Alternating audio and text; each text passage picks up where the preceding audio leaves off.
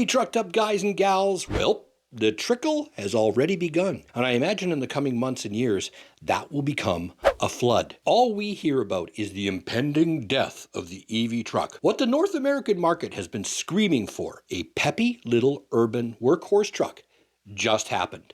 And it turns out that we get our first taste from none other than Kia. And may I remind all of us here in North America that although we think we are the truck capital of the planet, that's not actually the case. In fact, for anyone checking, it's Thailand. But that's besides the point, other than there's a lot of EV trucks either already produced or in the works that are specifically designed not for us, for anywhere else in the world but here. But what about this one? We knew something was on its way since Kia had already revealed teasers during its PV5 van launch at its EV Tech Day event 10 months ago. But unlike truck-like cars such as the blank slate product or Ford's planned Model T top hat solution, these kind of remind us of all those highly capable 20th century Kei Trucks, Toyotas, Datsuns, Chevy S10s, and the once compact Rangers that everyone loaded up on. And it looks like the big three just kind of left the party before it even got started. And there's more on the way, as my upcoming monthly trucked update will reveal. Stand by for that when it's on its way. Sister company Hyundai and a bunch of Chinese trucks are all waiting in the wings, biding their time for the perfect opportunity to launch their own series of highly capable, incredibly affordable pickups. Still, the first out the gate seems to be Kia. But will it matter? Will we get them here? Or will this modern-day EV Kei truck stay frustratingly out of reach yet again? Forget jumping into the crew cab, because there isn't one in this thing. So pile into the fold-down truck bed instead, and let's go get totally trucked up.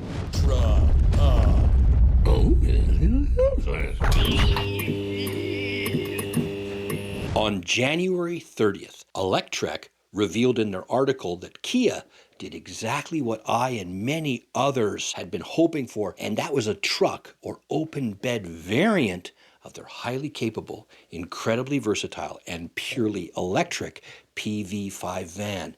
And oh, the memories that flash back about my time in Asia. Asian flashbacks. Oh, yeah. This has taken all the gems from Japan and China and packaged them into the real deal. By making this into a truck, we end up with a single cab, but with a very robust bed, similar to many Chinese utility EV trucks. There's a bunch of numbers that people wanting an affordable utilitarian compact workhorse are just going to love. And then there's a whole bunch that some of you aren't going to like at all. But anyway, first, there's that bed. Like many Asian and European designs, the bed walls drop down on hinges while offering creative step-up access points, while all of it wraps a 2,420 millimeter or 8-foot long by 1,750 millimeter or 5.75-inch wide bed. By American compact truck standards, that's huge. But despite that, and because of its creative packaging, the entire truck is only 5,040 millimeters or 16.5 feet long and 1,895 millimeters or 6.25 feet wide, including its mirrors, making it even more compact than the Ford Maverick. Payload for that robust bed is no slouch either. Remember, this is a compact truck. While official final payload figures, specifically for the open bed trim, are still emerging as it rolls out in early 2026. We'll get those numbers probably when you can order it here. We already know the cargo van version is 790 kilograms for the small battery trim, but then you're pulling all of that stuff off and dropping in the bed. So the chassis van is probably closer, and that's rated at up to 1,050 kilograms or approximately 2,315 pounds, which absolutely obliterates most North American compact internal combustion options. That's where this little beast excels. For example, the gas-powered Maverick is 680 kilograms or 1,500 pounds. Slate's truck is going to be 635 kilograms or 1,400 pounds. Being this is coming off a compact van architecture, however, it has one dud number for American truck expectations, since the open bed variant is designed for urban business utility rather than heavy-duty towing.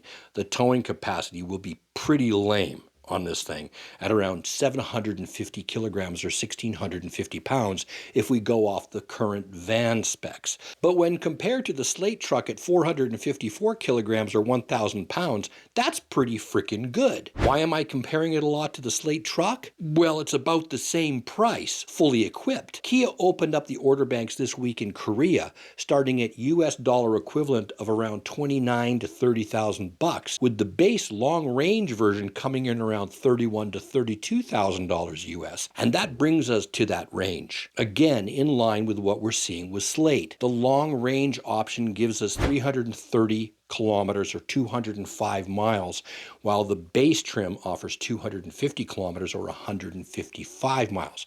The base Slate is estimated at 150 miles.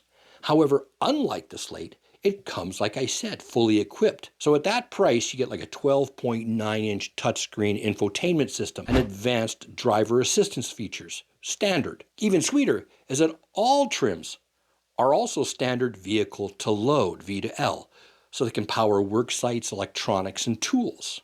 But the biggest question of all, for all of us, is whether this will ever make it to Canada or the United States. Currently, this will be available in Korea, many parts of Asia, and Europe. And there's also a very strong likelihood that Canada will receive these, since the PV5 is already confirmed for Canadian Kia dealerships. But Kia has yet to confirm whether it will launch the same PV5 or any of its variants in the US. I imagine tariffs will dash any short-term hopes for their immediate arrival, since they're not going to be making them here. I imagine almost all of the parts in it either come out of Korea or China. So what do you think? Would you buy one of these things if you could? Is this the compact, inexpensive EV truck you've been looking for? Hit me up with your feedback and join in the conversation below. As always, thanks for watching.